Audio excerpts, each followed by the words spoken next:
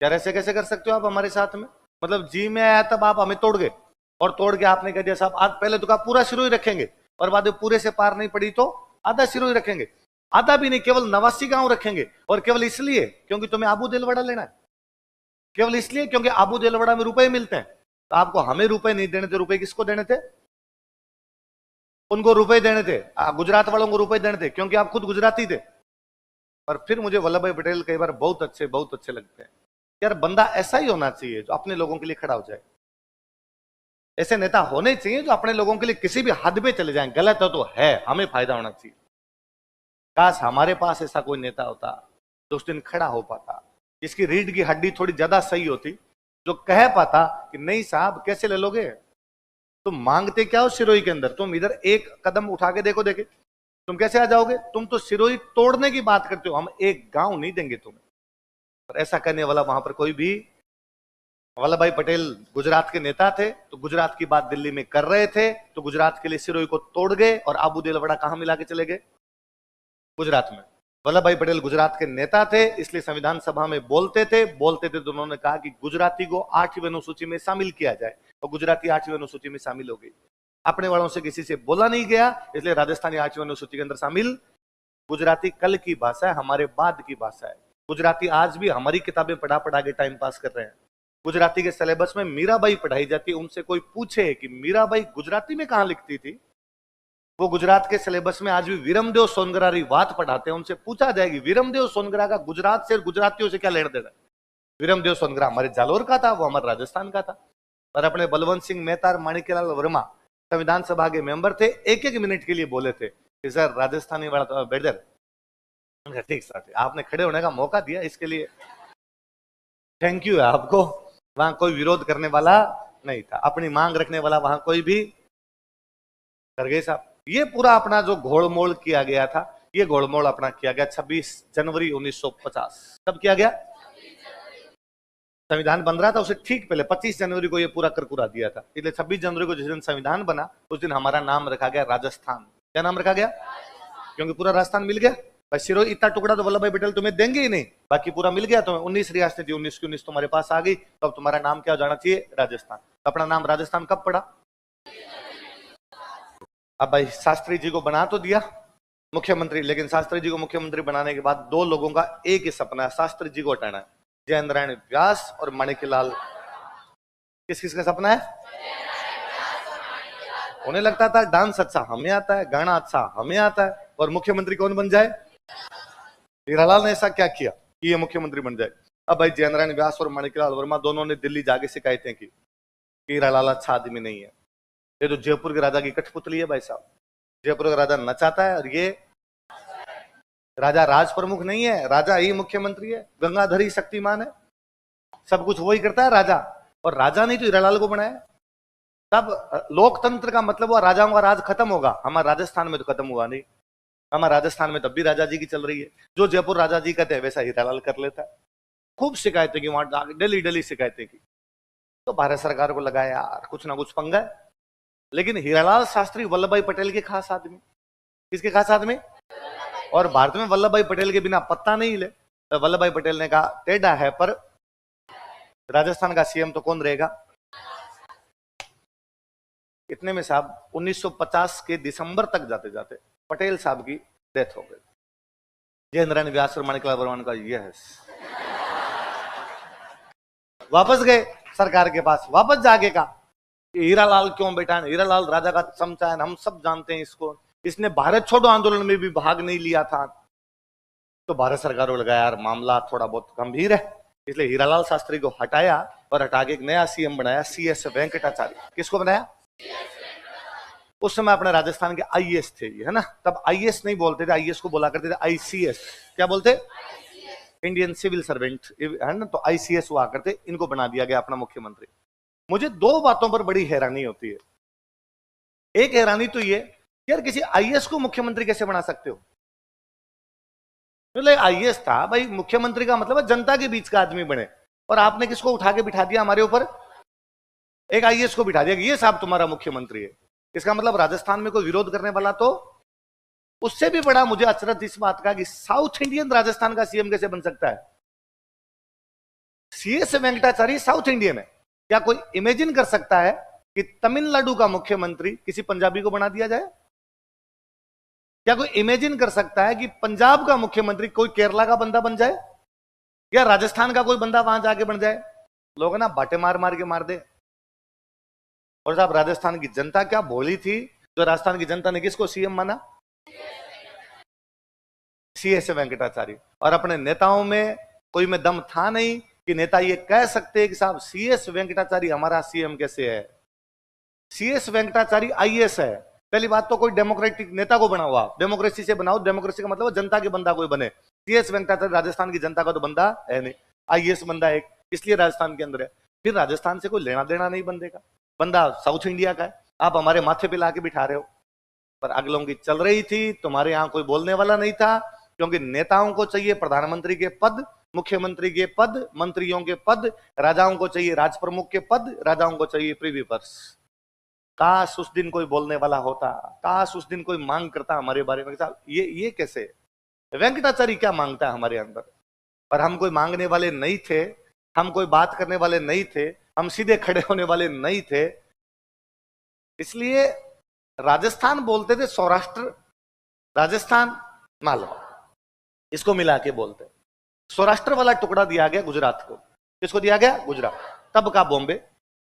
गुजरात वाला पोर्शन और महाराष्ट्र वाले पोर्शन को मिला के क्या बोलते? बॉम्बे। तो सौराष्ट्र वाला पोर्शन किस में मिला? बॉम्बे। वल्लभ भाई पटेल बोलने वाले हैं, इसलिए वल्लभ भाई पटेल ने वहां कहा कि सौराष्ट्र में तो राजाओं का राज था। सही है, राजस्थान में पूरे में किसका राज था? राजाओं का। तो सौराष्ट्र में भी कौन थे? राजा। ईडर, विजयनगर, हिम्मतनगर, ये सारे के सारे राजा वाले इलाके थे। तो राजाओं का राज था कि हाँ। तो राजाओं के राज का डेवलपमेंट ढंग से नहीं हुआ। हाँ, तो अब सौराष्ट्र यदि बॉम्बे में मिल जाएगा तो ये इलाका तो पिछड़ा हुआ रहेगा, और बाकी बॉम्बे तो आगे बढ़ा हुआ है पहले से, और आगे बढ़ जाएगा बाकी गुजरात महाराष्ट्र तो। हाँ, तो क्या किया जाए? तो केंद्र सरकार सौराष्ट्र के विकास के लिए अलग से रुपए दे। और केंद्र सरकार ने कहा कि हाँ, सौराष्ट्र के विकास के लिए अलग से रुपए दिए जाए। उधर बॉम्बे में एक इलाका और मिला गया, विदर्भ। विदर्भ का जो इलाका है, नागपुर के आगे वाला जो इलाका है, वहां पर भी राजा हुआ करते, और वो भी उधर बॉम्बे में मिला है। वल्लभ भाई पटेल ने वापस कहा कि विदर्भ और मिला दिया आपने, मराठवाड़ा, क्या बोलते उसको, ये और मिला दिया आपने, इसका भी विकास नहीं हुआ, इसके लिए भी पैसे दो। भारत सरकार ने कहा मराठवाड़ा के विकास के लिए भी पैसे दिए जाएंगे, और सौराष्ट्र के विकास के लिए भी। सौराष्ट्र वाले क्षेत्र को बोलते हैं काठियावाड़, क्या बोलते हैं? तो काठियावाड़ के लिए भी पैसे देंगे, और मराठवाड़ा के लिए भी क्या देंगे? पैसे। क्यों दोगे पैसे? क्योंकि यहाँ राजाओं का राज था, इसलिए इनका डेवलपमेंट सही ढंग से नहीं हुआ, इनका डेवलपमेंट सही ढंग से होना चाहिए, इसके लिए इनको क्या मिलने चाहिए? पैसे। हमें कोई आपत्ति नहीं, यदि कोई भाई अपना कमजोर रह जाता है, उसकी अंगुली पकड़ के चलाने का अधिकार हमें। यदि वो भाई पीछे रह जाता, हमें खड़े होना चाहिए कि वो भाई हमारे बराबर आ जाए, बराबर लाने का अधिकार है। ठीक बात। वो पैसे आज दिन तक मिल रहे हैं, भारत सरकार आज दिन तक पैसे देती है मराठवाड़ा और काठियावाड़ के विकास के लिए। कोई बात नहीं, बाद में जब बॉम्बे के दो टुकड़े हो गए, एक हो गया गुजरात और एक हो गया महाराष्ट्र, तो गुजरात को पैसे मिलने लगे काठियावाड़ के, महाराष्ट्र को किसके पैसे लगे? मराठा। और जम्मू कश्मीर, हिमाचल प्रदेश, उत्तराखंड, इनको बोलते हैं विशेष राज्य। क्या बोलते हैं? तीन ये 7 वो 7 सिस्टर्स, उनको भी बोलते हैं विशेष राज्य। और जो विशेष राज्य उनको भी भारत सरकार द्वारा एक्स्ट्रा रुपए दिए जाते हैं डेवलपमेंट के लिए। क्यों? तो हम कहते हैं भाई 7 सिस्टर में तो जनजातियां रहती है भाई साहब, जनजातियों का विकास होना जरूरी है, इसलिए थोड़े रुपए एक्स्ट्रा दो यार उनको। ठीक है, कोई बात नहीं, हमारे भाई यदि पिछड़े में, उनको बराबर लाइए। अच्छा, आप जम्मू कश्मीर, हिमाचल प्रदेश, उत्तराखंड को क्यों बोलते हो विशेष राज्य? जब पहाड़ी क्षेत्र है, ज्योग्राफिकल कंडीशंस बहुत एडवर्स है, वहां पर होता ही नहीं है कुछ लोगों के वहां पर पहाड़ों के अंदर, इसलिए उनको भी थोड़ा अलग से दिया जाना चाहिए। ठीक बात। यदि किसी के रहने सहने की व्यवस्था अच्छी नहीं हो तो उनको भी हमें बराबर लाने का अधिकार है। पर यदि ज्योग्राफिकल कंडीशन खराब होने के कारण रुपए दिए जाते हैं, यदि जनजातियों के कारण रुपए दिए जाते हैं, यदि राजाओं के इलाके होने के कारण रुपए दिए जाते हैं, तो हमारे 75 साल से कौन खा गया? हमारे पैसे भारत सरकार 75 साल में कैसे खा गई? हम पूरे के पूरे राजाओं के इलाके थे, फिर तो हम भी पिछड़े में। अजमेर को छोड़ के पूरा का पूरा हमारा राजस्थान राजाओं का था। और यदि ज्योग्राफिकल कंडीशन खराब होने को विशेष राज्य का आधार है, हम थार के मरुस्थल का 66% लेके बैठे हुए, तो हमसे ज्यादा खराब किसका होगा? और यदि जनजातियां इसका आधार है, तो सिरोही से लेके प्रतापगढ़ तक पूरे में जनजातियां, वो पैसे कौन दे? पर ना तब किसी ने मांगे, ना आज कोई मांगता है। उससे भी बड़ी बात, क्या हमें पता है कि हमें नहीं मिले? उससे बड़ी बात क्या हमारे नेता ये जानते हैं कि बाकियों को मिलते हैं? न तो कोई जानता है न कोई मांगता है। हम पता नहीं किस दुनिया के लोग हैं, कितने भले संतोषी जीव हैं जिन्होंने उसके बावजूद कभी नहीं कहा कि ये हमारे साथ अन्याय हुआ है। तब आप हमारा सीएम ऐसे कैसे किसी साउथ इंडियन को बना सकते हो? आप हमारे रुपए कैसे खा सकते हो? आप हमारी भाषा कैसे खा सकते हो? उल्टा ये हुआ कि संविधान सभा में बात आई कि साहब हिंदी देश की नेशनल लैंग्वेज होगी। तालियां बजा के स्वागत किया जाए, हिंदी होनी चाहिए, देश के कनेक्टिंग लैंग्वेज होनी चाहिए, वो हिंदी होनी चाहिए। साउथ इंडिया ने वीटो किया। साउथ इंडिया ने कहा यदि हिंदी भारत की राष्ट्रभाषा बनाएगी तो हम भारत में शामिल नहीं होंगे। हम देश बनाएंगे नया, द्रविड़ नाडु, तमिलों का नाडु मतलब देश, तमिलों का देश तमिलनाडु। वैसे पूरे द्रविड़ हम नीचे वाले, द्रविड़ों का देश कौन सा होगा? और इसलिए नेहरू जी ने कहा कि नहीं भाई, यदि घर में कोई भाई विरोध करता है तो उस भाई को मनाना हमारा अधिकार है। इसलिए साउथ इंडिया का नहीं भाई, हिंदी नहीं लगा रहे। हमारे देश की दो ऑफिशियल लैंग्वेज होगी, एक हिंदी और एक अंग्रेजी। दो ऑफिशियल लैंग्वेज, दोनों में काम किया जाएगा। हिंदी में भी काम करेंगे और अंग्रेजी में भी काम करेंगे। एक दिन ऐसा आएगा जब हम हिंदी को बढ़ावा देंगे, और हिंदी को बढ़ावा देके देश की राष्ट्रभाषा क्या बना देंगे? हिंदी। तो क्या किया जाए इस हिंदी को बढ़ावा देने के लिए? क्या किया जाए? तो हमने कहा कि भाई हम ना जो थर्ड लैंग्वेज होती है 6ठी से लेके 10वीं तक, 6ठी से 10वीं तक अपने थर्ड लैंग्वेज लेते हैं कि जैसे संस्कृत ली होगी, आप में से ज्यादातर लोगों की संस्कृत रही होगी। हमारे उधर गंगानगर वाले बेल्ट में हम पंजाबी लिया करते थे कि थर्ड लैंग्वेज क्या ले सकते हैं हम? पंजाबी ले सकते हैं। वैसे साउथ इंडिया वालों को थर्ड लैंग्वेज लेनी चाहिए हिंदी। तो धीरे धीरे बच्चे सीख जाएंगे हिंदी। एक पीढ़ी, 2 पीढ़ी, 3 पीढ़ी बाद साउथ इंडिया में सबको क्या आने लग जाएगी? हिंदी। तो हिंदी को देश की क्या बना देंगे? राष्ट्रभाषा। साउथ इंडिया ने कहा तुम लगा के दिखाओ। तुम 6ठी से 10वीं हिंदी लगाना छोड़ो, तुम तो किसी से बुलवा के दिखा दो हिंदी। इसलिए साउथ इंडिया को हिंदी आती है, उसके बावजूद साउथ इंडिया हिंदी नहीं बोलता। वहां आपको टैक्सियों के पीछे लिखा हुआ मिलेगा बाकायदा, साउथ इंडिया में आना है तो हिंदी नहीं बोलनी। यदि हिंदी बोली तो पहली बात तो रिप्लाई नहीं करेंगे। उस आपने उस बंदे से कुछ भी जाके पूछा, वो खड़ा, उसको समझ आ गया आपने रास्ता पूछा है, फिर भी नहीं बताएगा क्योंकि आप हिंदी में बोले हो। आप अंग्रेजी में बोलिए, आप तमिल में बोलिए, आप संस्कृत में बोलिए, आप कन्नड़, मलयालम, तेलुगु में बोलिए, वो घर जाके छोड़ के जाएगा आपको। हिंदी में नहीं बोलने देंगे हम तुम्हें। तो साउथ इंडिया इस विरोध पे आया। तो नेहरू जी को लगा अब क्या करें हिंदी का? तो नेहरू जी ने कहा नॉर्थ इंडिया में तो कम से कम पूरे में हिंदी लगाओ। अब नॉर्थ इंडिया में बिहार, यूपी, एमपी, ये तो हिंदी थे, हिंदी इनकी भाषा थी, तो यहां तो दिक्कत ही नहीं। तो दिक्कत बची अपने पंजाब, गुजरात, महाराष्ट्र, राजस्थान। हम चारों की भाषा हिंदी नहीं थी। पंजाब की पंजाबी, गुजरात की गुजराती, महाराष्ट्र की मराठी और हमारी राजस्थान। तब गुजरात महाराष्ट्र एक था, तो उनकी दोनों के अलग अलग क्षेत्रों में, इधर वाले की गुजराती, उधर वाले कौन सी? मराठी। हम चारों की नहीं थी। तो नेहरू जी ने अपने चारों सीएम बुलाए, पंजाब के सीएम बुलाए, इधर आपके राजस्थान के सीएम बुलाए, बॉम्बे के सीएम बुलाए, मतलब तब का गुजरात महाराष्ट्र उनके सीएम बुलाए, और उनको बुला के कहा कि प्लीज थोड़े दिन हिंदी पढ़ाओ बच्चों को। तुम्हारी लैंग्वेज को पीछे रख लो, हिंदी को बढ़ावा दो, ताकि देश की एकता और अखंडता बढ़े, हम सारे एक हो, हमारी एक भाषा हो। ठीक है साहब, ये किया जाना चाहिए। लेकिन इन चारों में से ये बात केवल एक ने मानी, वो आपने। इसलिए पंजाब में किसी शहर के अंदर यदि आप जाएंगे, या पंजाब के किसी रोड से जाएंगे, वहां के साइन बोर्ड चेक कीजिए कि जो लिखे होते हैं Jodhpur 345 kilometre, Udaipur 414 kilometre, Bharatpur 250 kilometre, ये साइन बोर्ड कौन सी भाषा में? इधर पंजाबी और इंग्लिश और उर्दू, नॉट हिंदी। हम उर्दू में लिख लेंगे, पंजाबी में लिख लेंगे, इंग्लिश में लिख लेंगे, हिंदी नहीं मिल रहा आपको उधर। गुजरात महाराष्ट्र की सारी दुकानों के साइन बोर्ड चेक कीजिए आप, तो सारे या तो गुजराती में या मराठी में। और यदि महाराष्ट्र में तो आपने साइन बोर्ड हिंदी में लिख दिया, शाम तक कूट कूट के रोडा बना देंगे आपको। तो लिख के दिखा दे, बोलना छोड़िए कि दुकान का साइन बोर्ड इस प्रकार से कर दिया गया मराठों के इलाकों में। वो हम थे, वो हमारे सीएम जयनारायण व्यास थे, जिन्होंने कहा कि हाँ, हम हिंदी को बढ़ावा देंगे, हम हमारी राजस्थानी को एक बार रोक लेंगे कुछ समय के लिए, और हम हिंदी पढ़ाएंगे। इसलिए 75 सालों से हमें हिंदी पढ़ाई गई, इसलिए आज हमें ये लगता है कि हमारी भाषा हिंदी है। पिछले 75 सालों में हमें हिंदी पढ़ाई गई, इस कदर हिंदी पढ़ाई गई कि हम खुद ही कहते हैं कि राजस्थानी नाम की कोई भाषा ही नहीं है। लोग पूछते हैं आपकी मान डाकण कुण का, मैं मेह का। हम कदे राजस्थान वाले कदे सारे के सारे खड़े होके, क्योंकि उस दिन न तो कोई भाषा की बात करने वाला था, ना उस पैसे की बात करने वाला था, ना उन इलाकों की बात करने वाला था, ना कोई मुख्यमंत्री बनने लायक था। इसलिए सेंटर वालों ने जिसको चाहा उसको गोटियों की तरह घुमाया। तब हीरालाल को हटाया जाए, हीरालाल को हटा किसको बना दिया जाए? वेंकटाचार्य को बना है। तो जयनारायण व्यासन गए, और जयनारायण व्यास ने कहा कि सर हमने कहा था हीरालाल को हटाओ, भारत सरकार ने कहा हटा तो दिया। कहा सर इसका मतलब दो है, हमने कहा था हीरालाल को हटाओ और हमें बनाओ, आपने वेंकटाचारी को बना दिया। तो वेंकटाचारी को हटाया और किसको बनाया? तो हमारे 3 मनोनीत मुख्यमंत्री बने। कौन कौन? जयनारायण व्यास। 1950 से 1952 3 साल। इस 3 साल के टाइम के अंदर ही हमने सीएम कितने देख लिए? 3 मनोनीत है। तब तक चुनाव नहीं हुए, क्योंकि पहले चुनाव कब हुए?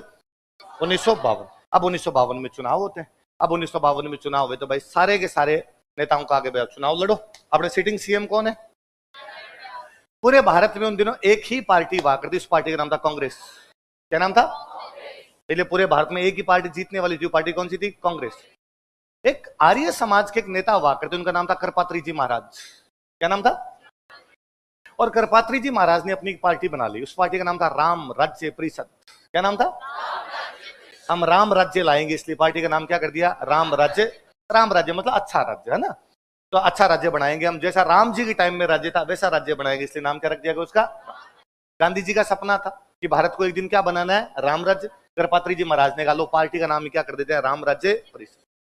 अपने जोधपुर में एक राजा है, उस राजा का नाम है हणवंत सिंह। क्या नाम है? हणवंत सिंह ने उन राम राज्य परिषद वालों को कहा कि यार ये राम राज्य परिषद तुम चुनाव लड़ोगे क्या राजस्थान? उन्होंने कहा हम लड़ेंगे। तो कहा मारवाड़ की टिकटें मेरे को दे दो, मारवाड़ का जिम्मेदारी मेरे को दे दो, मारवाड़ में मेरे हिसाब से बंदे खड़े कर दूंगा। तो कहा तुम जीत तो जाओगे क्या? राजा हो, राजाओं को जनता कहाँ वोट देगी भाई साहब जनता का। तो उन्होंने कहा विश्वास करो इतना तो आप मेरे को ये दे दी जाए। इसलिए राम राज्य परिषद ने मारवाड़ की जिम्मेदारी जोधपुर के राजा को दे दी। जोधपुर के राजा का नाम क्या है? वह जोधपुर का राजा जिस पर ये क्लेम है, जिस पर ये वो आरोप है कि जोधपुर का राजा पाकिस्तान में मिलने का प्रयास कर रहा था, वो जोधपुर का राजा कौन है? हणवंत सिंह। कहा जाता है कि भाई जिन्ना से बाकायदा मीटिंग हुई थी और जिन्ना ने हणवंत सिंह को यह कहा था कि मैं तुम्हें खाली कागज दे दूंगा और तुम भले तुम पाकिस्तान के अंदर शामिल हो जाओ। तब उस दिन हणवंत सिंह ने वहां कहा था कि मैं तुम्हें घर पे सोच के बताऊंगा। लेकिन बाद में हणवंत सिंह ने इधर वीपी मेनन और वल्लभ भाई पटेल से भी बातचीत की, और वीपी मेनन अपनी बुक में लिखते हैं, क्योंकि रियासती सचिवालय के सचिव कौन थे? वीपी मेनन। तो वीपी मेनन अपनी बुक में लिखते हैं कि हमने वहां हणवंत सिंह को बुला के कहा कि भाई तुम पाकिस्तान में कैसे शामिल हो सकते हो? तो उसने कहा उधर मुझे खाली कागज दिया जा रहा है और उसके अंदर मुझे कहा जा रहा है कि तुम कुछ भी दे दो, मैं कुछ भी लिख दो, हम तुम्हें इतना दे देंगे। तो जब पाकिस्तान इतना कुछ दे रहा है तो मैं पाकिस्तान में शामिल क्यों ना हो जाऊं? तो वीपी मेनन कहता कि मैंने उनको 2 कागज निकाल के दिए कि 2 कागजों पे कुछ ही लिख दो, और यदि पाकिस्तान वालों नहीं दिया तो तुम क्या कर लोगे? तो वीपी मेनन ऐसा लिखते हैं हणवंत सिंह ने मेरी बंदूक लगा दी थी और बंदूक लगा के कहा था कि मैं तुम्हें मार दूंगा यहीं पर। वीपी मेनन ऐसा कहते हैं कि मैंने तब कहा था कि तब कहां चले गए थे तुम जब देश में अंग्रेज थे, अंग्रेजों के सामने तुमने बंदूक क्यों नहीं उठाई? माउंटबेटन आता है, माउंटबेटन इनके बीच में वापस शांति सुनती करके साइन करवा देता है। तो जोधपुर के राजा पर एक क्लेम है कि जोधपुर का राजा कहां मिलना चाहता था? पाकिस्तान में मिलना चाहता था। उस जोधपुर के राजा ने कहा कि हमें ये सारी सीटें दे दी जाए। ठीक है साहब। अब राजस्थान में मुख्यतः 2 पार्टियां चुनाव लड़ रही है। एक पार्टी तो कौन सी है? कांग्रेस। पर मारवाड़ में कांग्रेस के अलावा एक और पार्टी है, राम राज्य। अपने प्रजामंडल वाले सारे नेता चुनाव लड़ रहे हैं। आपके माणिकलाल वर्मा लड़ रहे हैं, गोकुल भाई भट्ट लड़ रहे हैं, भोगीलाल पांड्या लड़ रहे हैं, जयनारायण व्यास लड़ रहे हैं, जितने जितने हमने नाम पढ़े सारे के सारे क्या लड़ रहे थे? चुनाव। ये सारे चुनाव किस लड़ रहे हैं? कांग्रेस। क्योंकि प्रजामंडल किसका सहयोग करने लगी थी? कांग्रेस। तो प्रजामंडल नेता किस में शामिल हो गए बाद में? कांग्रेस। ये प्रजामंडल वाले सारे नेता चुनाव हार गए। इनमें से सिंगल आदमी चुनाव नहीं जीता था। जोधपुर के राजा सारी सीट जीत गए। जिस राजा पर क्लेम है कि वो पाकिस्तान जाना चाहता था, वो सारी सीटें जीता है। जिन नेताओं के बारे में कहा जाता है कि इन्होंने आजादी दिलाई, जनता ने इनको टक्का वोट नहीं दिया। आजादी के 5 साल बाद, आजादी कितने साल बाद? 5 साल। 47 में आजाद हुआ देश, और ये बातें कब की हो रही है? जयनारायण व्यास में तो उससे बुरी हुई। सिटिंग सीएम है जयनारायण व्यास, कुर्सी पे बैठा हुआ सीएम। इस बात को आप यूं समझिए कि अशोक गहलोत राजस्थान की किसी सीट से चुनाव हार जाए। भाई आपने कह सकते हैं मैं आप कहोगे सर कांग्रेस की भले एक सीट नहीं है, सारी जगह हार सकता है, पर सीएम खुद की सीट तो निकाल ही लेगा। अपनी सीट का तो फर्क पड़ता ही है ना, कि वो सीट तो, या किसी वसुंधरा जी की गवर्नमेंट है, बीजेपी की कोई सीट नहीं है, पर वसुंधरा जी अपनी सीट तो कम से कम निकाल ही लेंगे। यही होता है लगभग। भाई सीएम का खुद का तो विश्वास ही ये सीट तो निकलेगी, वो सीट भी यदि आ रहे हैं इसका मतलब तो बहुत बुरी स्थिति है आपकी। तो जयनारायण व्यास जोधपुर से चुनाव लड़ रहे हैं। प्रजामंडल कहां चलाया था? मारवाड़ हितकारिणी सभा, मारवाड़ सेवा संघ, मारवाड़ देशी राज्य लोक परिषद, मारवाड़ लोक परिषद, वो मारवाड़ यूथ लीग, ये सारे के सारे किसके बनाए? जयनारायण व्यास। तो जयनारायण व्यास को चुनाव भी कहां से लड़ना चाहिए? जोधपुर। व्यास जी के सामने जोधपुर का राजा खुद खड़ा हो गया जोधपुर राजा का नाम क्या है? हनुमंत। क्या नाम है? हनुमंत सिंह कुदकड़ाव। तो व्यास जी 2-3 दिन बाद में हनुमंत सिंह के पास गए और हनुमंत सिंह को जाके कहा कि हनुमंत सिंह जी, आप मेरे सामने चुनाव मत लड़ो। क्यों व्यास जी? डेमोक्रेसी है, और डेमोक्रेसी कहती है कि कोई भी चुनाव लड़ सकता है। मैं भी अब राजा तो हूं नहीं, मैं भी एक सामान्य व्यक्ति हूं, तो मैं भी चुनाव लड़ सकता हूं। हनुमंत सिंह एकमात्र राजा जिसने प्रीव्यू पर्स का मना कर दिया था। किसका मना कर दिया था? नहीं चाहिए तुम्हारा, रखो रे। जब डेमोक्रेसी किसी को नहीं मिल रही तो हमें मत दो। वो तो बाकी राजाओं ने उसको पकड़ के बिठाएंगे, हमें तो लेने दे, तेरे चक्कर में हमारा हो चला जाएगा। तो हनुमान जी ने व्यास जी का, व्यास जी डेमोक्रेसी है, डेमोक्रेसी में कोई लड़ सकता है। व्यास जी ने कहा सर समझे नहीं आप पूरी बात, मैं ये नहीं कह रहा, मैं ये कह रहा हूं यदि आप मेरे सामने चुनाव लड़ेंगे तो आप हार जाएंगे। मेरे सामने मत लड़िए, क्योंकि मेरे सामने चुनाव लड़ेंगे हार जाएंगे। और सर इससे ये होगा कि जोधपुर का राजा कहीं से भी हार जाए, ये बेइज्जती है, और मैं ये नहीं चाहता कि हमारे राजा की बेइज्जती हो। भले ही अपने विरोधी हैं, नहीं बनती अपने आपस के अंदर, पर फिर भी मैं राजा की कदर करता हूं, और जोधपुर राजा से हारना। हनुमंत सिंह का व्यास जी, बिस्किट लो, बिस्किट चाय के साथ।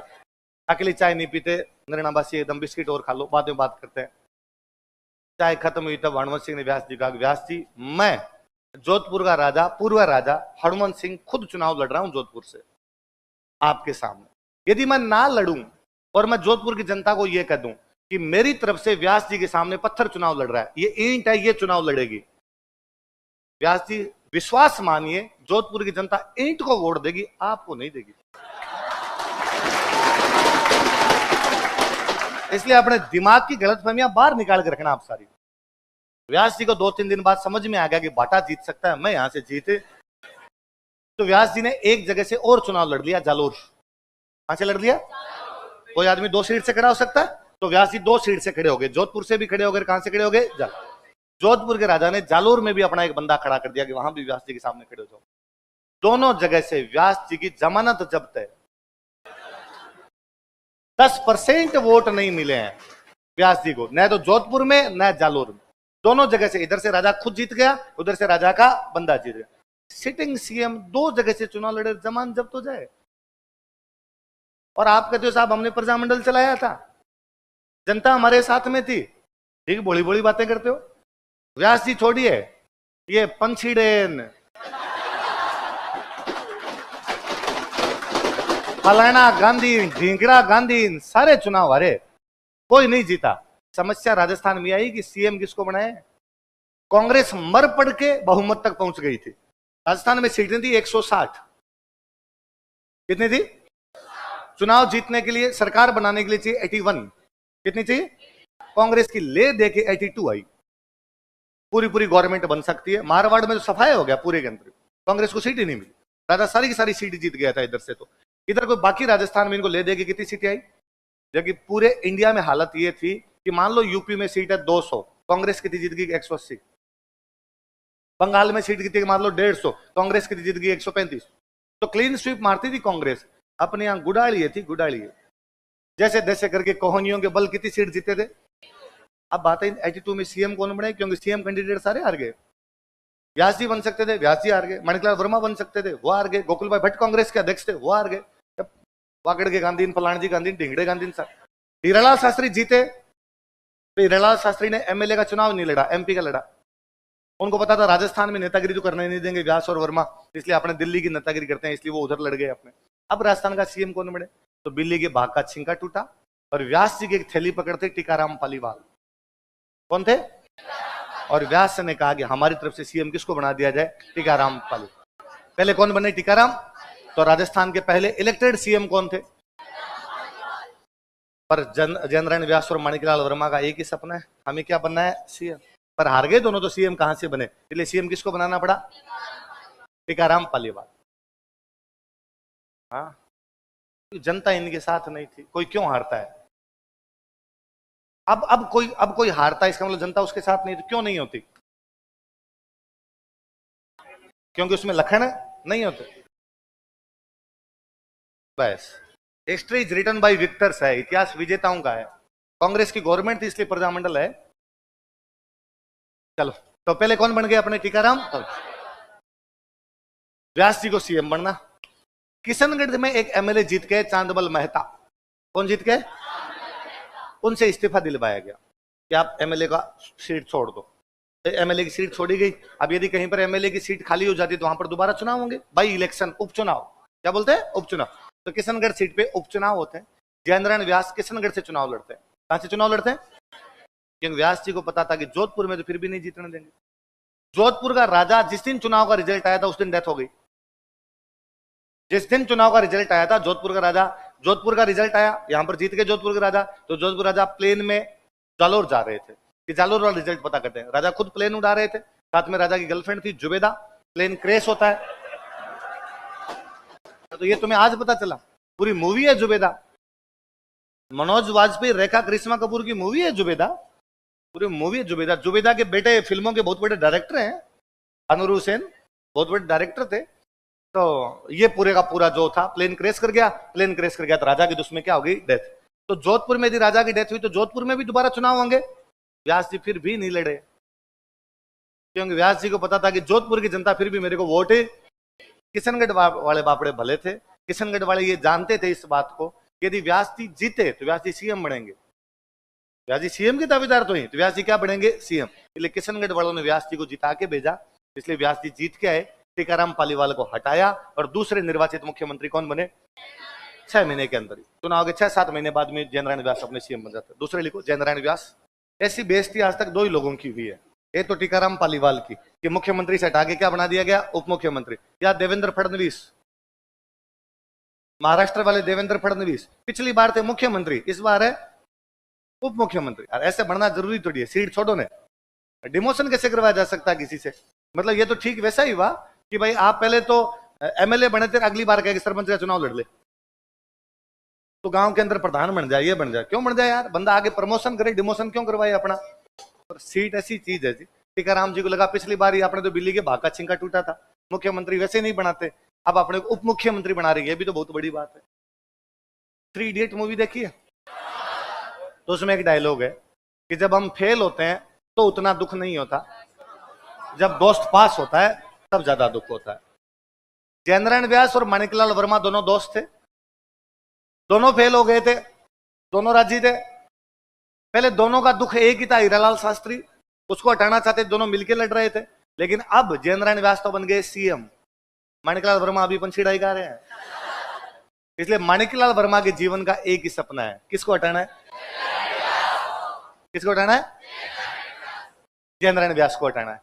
तो जयनारायण व्यास के खिलाफ जाके शिकायतें की। ठीक वही शिकायतें माणिकलाल वर्मा ने जयनारायण व्यास के खिलाफ की जो जयनारायण व्यास और माणिकलाल वर्मा मिलकर हीरालाल शास्त्री के खिलाफ करते थे कि राजा का आदमी। हुआ यह था कि जोधपुर के राजा ने राम राज्य परिषद वाली सीटें जीती। अब जोधपुर का राजा मर गया तो राम राज्य परिषद तो बिखरी नहीं है, तो राम राज्य परिषद वाले एमएलए कांग्रेस ज्वाइन कर गए। जयनारायण व्यास ने उनको समझाया, देखो राजा जी तो गए, अलग पार्टी में बैठे बैठे क्या करोगे, मेरे पास आ जाओ। तो राम राज्य परिषद वाले क्या ज्वाइन कर गए। तो अब इन्होंने जाके कहा माणिकलाल वर्मा के साहब, वे बंदे जो कांग्रेस को हरा के जीते थे वो अब किसमें है? जो दिन रात कांग्रेस को गालियां निकालते थे वो किसमें है? कांग्रेस। और वो चलाते हैं जयनारायण व्यास को। जयनारायण व्यास की नहीं चल रही भाई साहब, लगातार जाके शिकायतें की, लगातार जाके शिकायतें की। तो भारत सरकार को लगा मामला उलझा हुआ है कुछ ना कुछ, तो भारत सरकार ने 2 सुपरवाइजर भेजे। क्या भेजे? जाओ जयनारायण व्यास से बात करो। आए जयनारायण व्यास के पास और जयनारायण व्यास को कहा, व्यास जी आपके खिलाफ शिकायतें हैं। और माणिकलाल वर्मा ने कहा कि भ्रष्ट आदमी है। और जयनारायण व्यास शायद ऑल इंडिया के एकमात्र सीएम है जिन पे भ्रष्टाचार के चार्ज थे जब वो थे, और वो भी भ्रष्टाचार के चार्ज भी 120 का, ये आपके 420 का, 420 का, 420 का मुकदमा था जयनारायण व्यास के खिलाफ। आज दिन तक एकमात्र सीएम यही रहे होंगे अपने कि जिनके खिलाफ 420 का मुकदमा हो गया था। तो जब 420 का मुकदमा, 420 का मुकदमा इस आदमी के खिलाफ, और इसको हटाया जाए। तो व्यास जी के पास आए, व्यास जी को कहा, व्यास जी आपकी शिकायतें हैं। व्यास जी ने कहा माणिकलाल वर्मा खुद तो जीता नहीं और इसलिए शिकायतें करता रहता है, वर्मा जीतना पड़ता है मुख्यमंत्री बनने के लिए।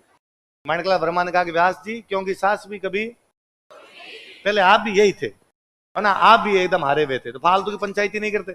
अब ये जीत के आगे किशनगढ़ से, इसलिए हम पर बैठे हुए हो। तब जयनारायण व्यास ने कहा इतना ज्यादा आपको लगता है ना कि मैं मुख्यमंत्री पद पर रहने लायक नहीं हूं, कैसे लगता है आपको? तो कहा साहब आपके साथ एमएलए ही नहीं है।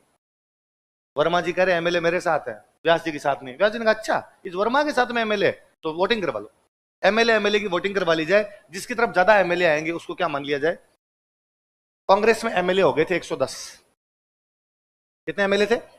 82 तो जीत के आए थे कांग्रेस वाले, फिर कई वो राम राज्य परिषद वाले ज्वाइन कर गए थे, फिर कुछ सीटों पे बाई इलेक्शन में थे, जैसे कहीं कोई मर गया, किसी ने इस्तीफा, 35 सीटों पे बाई इलेक्शन थे पहली विधानसभा के अंदर। क्योंकि जब नई नई सरकार आई थी ना, तब एमएलए के पास में न तो इतने रुपए हुआ करते थे, न एमएलए को पावर पता थी, इसलिए कई एमएलए जीत तो गए, लेकिन बाद में उनका खर्चा हुआ, माथा पच्ची बड़ी, इस्तीफा देके मरने दो, नहीं बढ़ना एमएलए, ये नौकरी क्या काम की है जिसमें इतनी माथा पच्ची होती है अपने, तो बाद में लोग इस्तीफा देंगे। ये तो पैसे तो बहुत बाद में आए हैं जी, पैसे वाली पॉलिटिक्स। वरना तो भैरव सिंह शेखावत का किस्सा ही है ना, कि भैरव सिंह शेखावत 77 में पहली बार सीएम बन गए। सीएम बन गए तो अब दिल्ली सीएम को तो खूब देर तक काम करना पड़े, लेट नाइट घर जाते थे। दिन उनकी माँ ने पूछा कि भैरू आ किसी नौकरी लागे हो रहे, रोटी टाइम पर को नहीं खावे, आ नौकरी छोड़ दे, कोई बाणी एक जाके नौकरी कर ले आपने, ताकि टाइम पर घर है तो कोई दुकान में जाके नौकरी कर ले, सीएम वाली नौकरी। तो लोगों को पता ही नहीं था यार पावर क्या होती है और होती है। तो खूब सारे एमएलए अपने इस्तीफे देंगे वहां पर बाई इलेक्शन हुए तो अब कांग्रेस की सरकार आई हुई है, तो वहां से एमएलए भी किसके जीते, कांग्रेस के। तो कांग्रेस के एमएलए कितने हो गए। अब क्या भाई सीएम के लिए वोटिंग होगी, तो व्यास जी ने कहा सामने चुनाव कौन लड़ेगा, इधर तो मैं हूं, मेरे सामने कौन लड़ेगा, ये वर्मा तो खुद ही आ रहा है। वर्मा जी ने कहा हमारे पास एक यंग लड़का है, मोहनलाल सुखाड़िया। कौन है, मात्र 38 साल का लड़का। कितने साल का, 38 साल। हा? मात्र। राहुल गांधी 57 साल का युवा है भाई, 50-52 तो है ही, कितना 52-53 आराम है राहुल गांधी, है ना, 54 का यदि युवा नेता है तो सुखाड़िया जी 38 में तो युवा है। और यदि मैं सुखाड़िया जी को कह दूंगी युवा नहीं है, फिर तो मैं बूढ़ा हूं। ऐसा अपने ये स्वीकार 34 का मैं हो गया, तो तुम तो कह दोगे कि बस सर 2-1 साल और है, बाद में लाठी से चलना पड़ेगा सर आपको। ऐसा नहीं है। चलो, तो जयनारायण व्यास ने कहा मेरे सामने चुनाव कौन लड़ेगा, तो कहा तुम्हारे सामने चुनाव लड़ेगा मोहनलाल सुखाड़िया। मात्र कितनी साल के। व्यास जी ने कहा सुनो, इस सुखाड़िया की जितनी उम्र है ना, इतने साल पॉलिटिक्स करते हो गए, साहब कब से डांस करना शुरू किया था मैंने, आज का नहीं, मैं दौड़े आ गए दौड़े, और सुखाड़िया लड़ेगा मेरे सामने चुनाव। वर्मा जी का हमारी तरफ से तो यही। तब भाई साहब वोटिंग हुई, वोटिंग के अंदर व्यास जी को वोट मिले 51। कितने मिले, सुखाड़िया को वोट मिले 59। तो राजस्थान के तीसरे सीएम कौन बने, पहले कौन थे, टीकाराम पालीवाल, दूसरे जयनारायण व्यास, तीसरे 2 साल में 3 सीएम। 1952 के अंदर चुनाव हुए, 52 में कौन बने, पालीवाल जी। 6 महीने बाद कौन बन गए, जयनारायण व्यास। 2 साल बाद में कौन बन गए, 1954 में तो मोहनलाल सुखाड़िया सीएम बन गए। तो मोहनलाल सुखाड़िया ये सीएम वाली वोटिंग में कितने वोटों से जीते हैं, 8। कितने वोटों से। अब सुनिए बड़ा रोचक किस्सा है। जब ये वोटिंग हो रही है तो 9 जने बाहर खड़े होकर बात कर रहे हैं कि अपने सुखाड़िया को वोट देंगे। किसको वोट देंगे, और ये जयनारायण व्यास को नहीं देंगे। उन 9 जनों में एक तो है टीकाराम पालीवाल, 8 है टीकाराम पालीवाल के समर्थक, और उनका यह कहना है कि चूंकि जयनारायण व्यास ने सीएम बन के टीकाराम पालीवाल को हटाया, इसलिए टीकाराम पालीवाल को वोट। दुश्मन का दुश्मन हमेशा दोस्त। जयनारायण व्यास ने हमें हटाया, अब व्यास को कौन हटाना चाहता है, सुखाड़िया, तो हम किसके साथ है, सुखाड़िया। तो 9 लोग तैयार करें, फोटो बाद में खींचना। 9 लोग है कि 9 लोग कह रहे हैं कि हम किसको वोट नहीं देंगे, जयनारायण व्यास, हम किसको वोट देंगे, सुखाड़िया। अब वो 9 लोग जब वोटिंग करने के लिए अंदर जाने लगे तो एक आदमी को पकड़ा व्यास जी ने, वो आदमी टीकाराम पालीवाल। और टीकाराम पालीवाल को व्यास जी ने पकड़ के कहा कि टीकाराम पालीवाल, मैं यदि जीता तो सीएम बनूंगा, वापस सीएम बनूंगा, और मैं सीएम बनूंगा तू डिप्टी सीएम तो है, यदि सुखाड़िया जीता तो तेरे को डिप्टी सीएम भी नहीं बनाएगा। टीकाराम पालीवाल लगा हाँ यार ये बात तो सही। वो 8 आदमी तक ये बात पहुंची नहीं। वो 8 आदमी वोट किसको देके, सुखाड़िया। टीकाराम पालीवाल वोट किसको देके, व्यास जी। वो व्यास जी कितने वोटों से हारे, वो 8 आदमी टीकाराम पालीवाल के साथ बड़े हैं। तो कई बार जब आपकी किस्मत खराब होती है ना भाई साहब, तो सारी कायनात लग जाती है आपको हराने के लिए। तो व्यास जी को भी हराने के लिए क्या लग गई थी। अब सुखाड़िया जी 1954 में सीएम बने। कब सीएम बने, 17 साल सीएम रहे। कितने साल रहे, एक बार सीट पे बैठे, फिर तो कहा फेविकोल का जोड़ है, अब भाई हटेगा। 1971 तक, कब तक लिखो यार,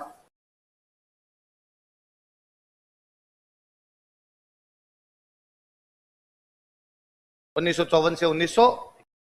कोई पूछे राजस्थान के सबसे यंग सीएम कौन थे?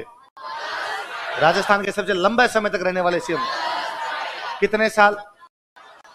और आप इस पे गौर कीजिए, 38 साल की उम्र में एक लड़का सीएम बनता है। कितने साल की उम्र में?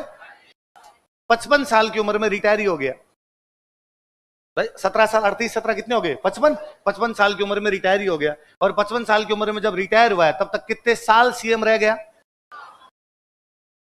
अल्लाह यदि किसी को पॉलिटिकल करियर दे तो ऐसा दे। लोगों को 55 साल में एमएलए का टिकट मिलता है, एमएलए का टिकट मिलता है, तो भी पोस्टर पे लिखवाते हैं युवा दिलों की धड़कन। यहां 55 साल में तो बंदा सीएम के पद से हट गया, कितने साल रह के? तो यहां तो किसी से पॉलिटिक्स करवाए नहीं, पॉलिटिक्स करवाए तो कैसी करवाए?